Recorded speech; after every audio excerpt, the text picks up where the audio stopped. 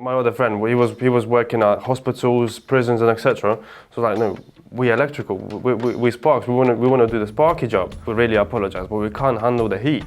We're not ready for this. It was in Deutschland, and he would be. Oh no, I've been to America before. It's fine. Look, you come in for 2 weeks. I'll be here for 10 weeks. Hello and welcome back to SGTV. Today we are joined by Neil from Technical Engagement, and we've also got Fabian Maciejewski, who has actually been on the show before.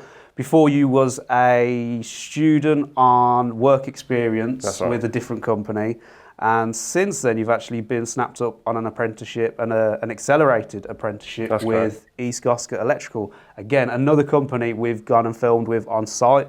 So it's great to see that you've got yourself a proper apprenticeship now, and you're going to be well on your way to becoming hopefully a very professional and successful electrician. Hopefully, yes. But today we want to be talking about some of the work experience you've been doing. So this one is quite exciting, really. So a lot of people, when they're doing work experience, they're helping out their brother's company, their friend's company, wherever it is. But I'm a bit upset about this, actually. Like, somehow Neil's got you to go and do 2 weeks in St. Lucia. Yes. So, I mean, before Neil, what the... So where was my invite, mate? Like, I would have come. I could have helped. I needed hand. Me too. Have you seen this? Like fading. I should have been there. He's come back looking all bronze. This ain't on, mate. There's a turkey tan, that is. There's a great opportunity for colleges to get involved. And I know that Leicester College work with a company called Third Sector International and Eyeline Europe. They're just opportunities where there's the government money available in a touring scheme. Previously it used to be the Erasmus. So the government fully fund for students to go out and gain work experience and a lot of life skills out there. When you think they're 16, 17, they're leaving, they've got to leave the parents, they've got to go and learn to look after accommodation themselves and clean for themselves and then go work. And in that heat, in that temperature, you can imagine. But what an experience. And I'm sure Fabian will tell you more about it. Yeah. Fabian, why don't you tell us a bit about your experience over there then? Well, the way Neil presents this, it would have been the case for about a person in the age of 17. Well, I'm 20. The other two people that went with me, they're also my age. So it was just nice living over there. Yes, we had to do our chores and stuff. But yeah, well, we were sharing the room, shared accommodation. At the end of the day, it was St. Lucia trip. Yeah. And you had to cook for yourself? Oh yeah. So what sort of meals were you eating out there? What were they? Mainly rice and the local margaritas. No, it was a plantain, so it was like a deep fried bananas. Oh yeah. Okay. Yeah, really good they were. Yeah. So what about the work then? So what were you actually doing? I was working on a project. They were building condos for one of the big resorts over there, Sandals, and there was few electrical contractors. We're put there as labourers at first, but I was like, hold on, I'm in a skill lecture competition. My other friend, he was working at hospitals, prisons, and etc. So like, no, we electrical, we sparks. We want to do the sparky job, and our goal was actually to do this. Because I showed pictures and everything, like, yeah, we know our stuff. Like, we work up to 18th edition as well. So you had to fight your cause a bit? Sort of. Well, there was a tiny bit of miscommunication over there. Well, it's a trip where we go across the globe. So, yeah, we could tolerate that. So in the end, you got installing some electrical circuits, working with professional electricians out there. And again, Sandals, that must have been on the beachfront. Yeah. I think they had 3 sites just on St. Lucia. Right, and so you were in like the future apartment rooms doing installing sockets and lighting. Yeah. And was that any difference to the electrical that you've got in your house, in your flat at home? No. No, it's the same. Same rates and specs. Yeah, because they work up to 18th edition. What was the quality like for them? Is it as good as yours? No. No.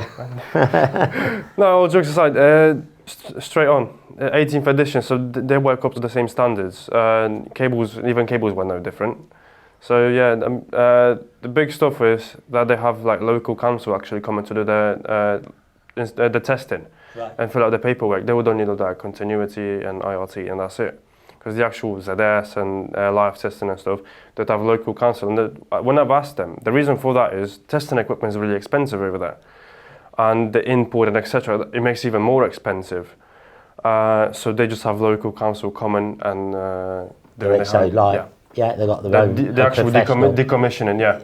Okay. So was that a surprise though? Because you do hear horror stories, depending on where you are in the globe, that some places are better than us when it comes to safety and regulation. Some really are just starting out. But was it a bit of a surprise going out there and they're actually pretty well up to scratch? Yeah, well, no, it was a big site, and they had a lot of health and safety people over there, so they would pay attention and etc. We even get told off for wearing shorts. But, listen, we really apologise, but we can't handle the heat. We're not ready for this. It was the middle of the raining season as well, so imagine you would literally see the puddles disappear while you look at them. It's because the ground and everything is just so hot. As soon it will rain for about 15 minutes. All of a sudden it stops.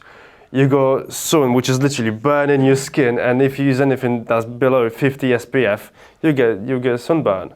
What would you take away from the experience? What was the best bits that you'd take away from the experience? Finding myself and working around a completely different environment. Working around with different people. It was nice. You would expect that. You would expect that because they don't get many work experience students coming from abroad, they could treat us differently, but no. We felt very welcome over there.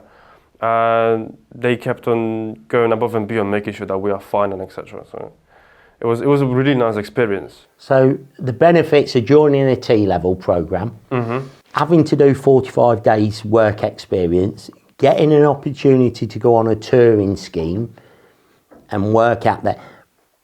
Compared to students that don't have to do work experience and don't, get the opportunity you got by doing a T-level, what would you advise someone who wants to, if there's an opportunity to go on a trip abroad and do work experience, what would you advise them? Go for it. You'll be in your own world, where you have to find your own way. But end of the day, you're gonna have somebody over there to guide you.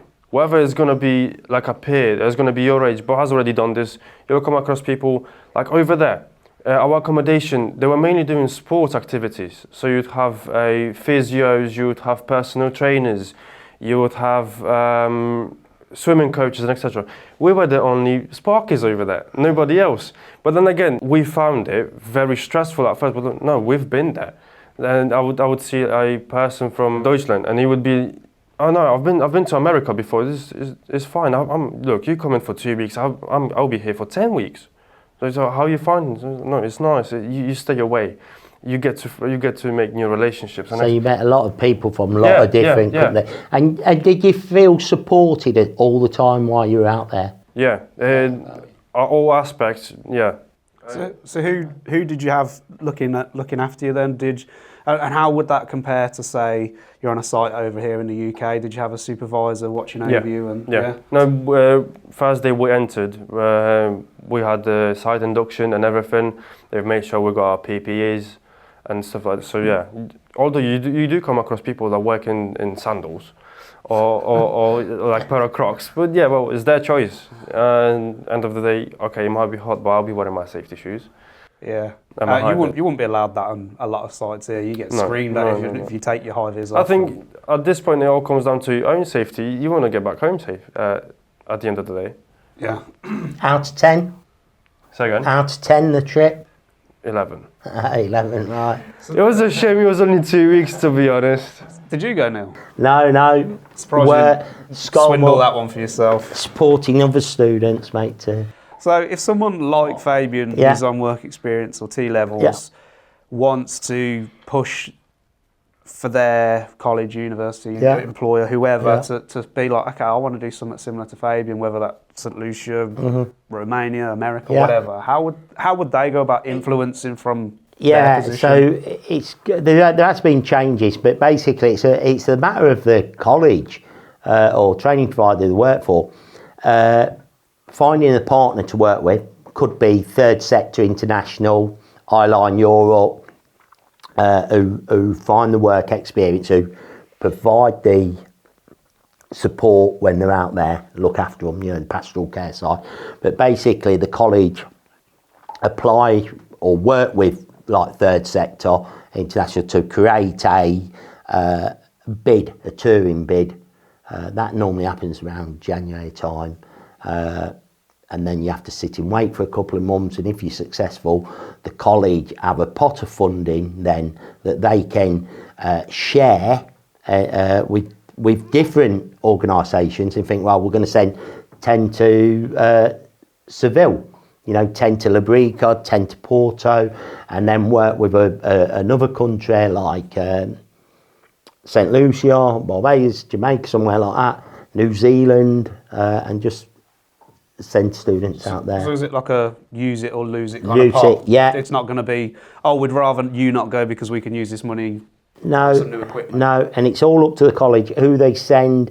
I just find it's a great way to influence attendance, punctuality, students doing well on the course, and the other thing is, it gives a student who's on a full-time programme, maybe from deprived areas, the opportunity to go and explore, a wider field, and opens their eyes. Like Fabian said, we've cooked, the three of them worked as a team. Well, that's the skills that employers are looking for. I've been on a work site. I've not just been doing work in a college, I've been on an actual work site in St. Lucia. Yeah.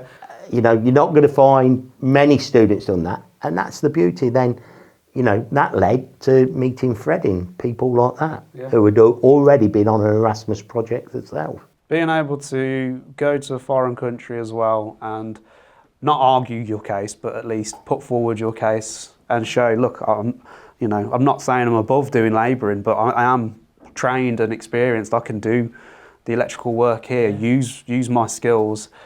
That's communication skills. Exactly, they're missing. A lot of companies don't take on young 16-year-olds for work experience because it's a belief they've got about that young person, and it's a misconception where someone like Fabian's come along and he's got good communication skills and he's able to discuss it, and an employer respects that, and that's what's lacking.